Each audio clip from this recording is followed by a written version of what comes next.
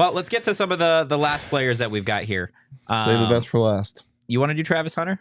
Me? Yeah. Yeah. Tell me about Travis Hunter. I don't know who that is. He is one of the best players on both sides of the ball in the country.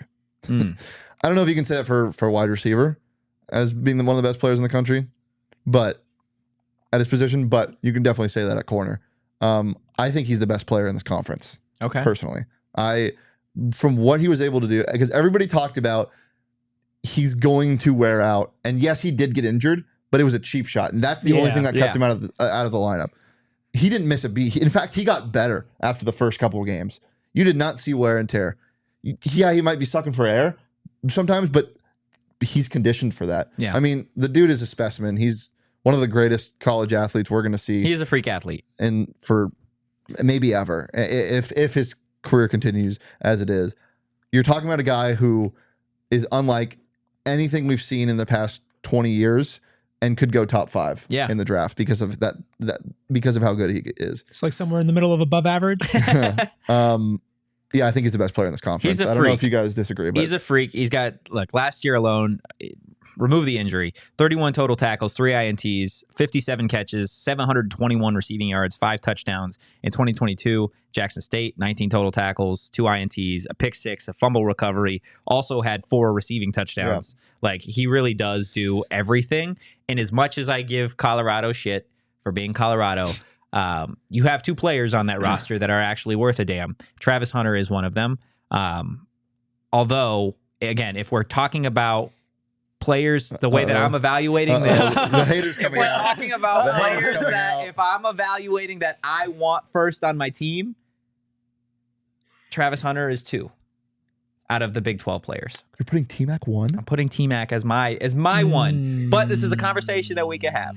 This is a conversation that we can have. You think he's the best player in the Big 12? I do.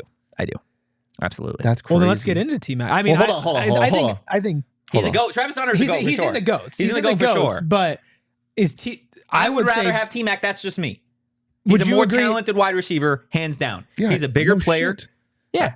He's definitely a more talented wide receiver, but he doesn't play corner. No, and he he's not doesn't. one of the best corners in the country. Travis Hunter is he's not playing both when he gets to the league.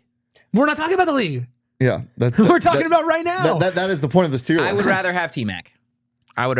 But okay, so would you also agree that T-Mac is in the GOATs? Like, we can all be on the same page here. Okay, so T-Mac and Travis we can Hunter put them are in the GOATs. But who is first is the question. Travis Hunter's first. I don't think it's a debate. I would still go with Travis Hunter. You would go with Travis Hunter? I would go with Travis Hunter. Let the record show that I would rather have T-Mac. Because you were reading stats and that's all well and good, but corner is such a position. Well, you could turn on the tape of what T-Mac does. It's ridiculous. We know he's turned on the tape. No. Come on.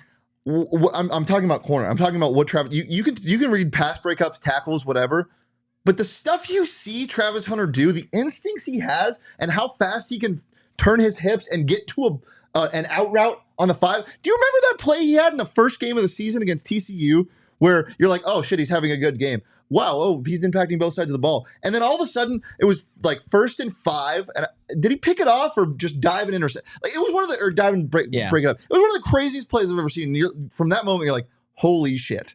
Like, this guy, like, obviously we knew he was talented, but this is ridiculous. He's a great player. And that continued and he got better. I'm so excited to see what year 2 at Colorado looks like for him. I don't know how you could take a guy who is just elite at one place over a guy who is the best, maybe, and elite at another place. Just my personal opinion, man. I think you just got put in a box, man. How do you put me in a box? It's just personal preference at this point. Like, Travis Hunter, you personally prefer a Wildcat. That's crazy. That's how much you hate Deion Sanders, Coach. That's insane. Look, I don't love Deion Sanders. Okay, but it is what it is. No, Sharon, he actually, Shadur doesn't actually spam him that much. They don't run a lot of stuff specifically for Travis, which is weird. He's an elite level corner. I'll give him that. They probably would run more for him if he wasn't playing the other side of the ball as well. They probably would spam him and use him a lot more if they also didn't need him on the other side. And let me make this clear. There's in no way my argument is against McMillan. Like, no way. Like, T-Mac is 100%. He could be a top 2 receiver in the country, like Ryan put in the chat. 100%. It's all about positional value. This is the I know a lot of people don't like him, but this is like the Jaden Daniels or Drake May to Caleb Williams. If this guy is not in the draft, you're 100% number one. Yeah. Like if Travis Hunter is not in the Big 12, yes, he's the best player in the Big 12. But you got an all-generational prospect, an all-generational player, an all-generational athletic ability on both sides of the ball on a team. Like, I don't see it.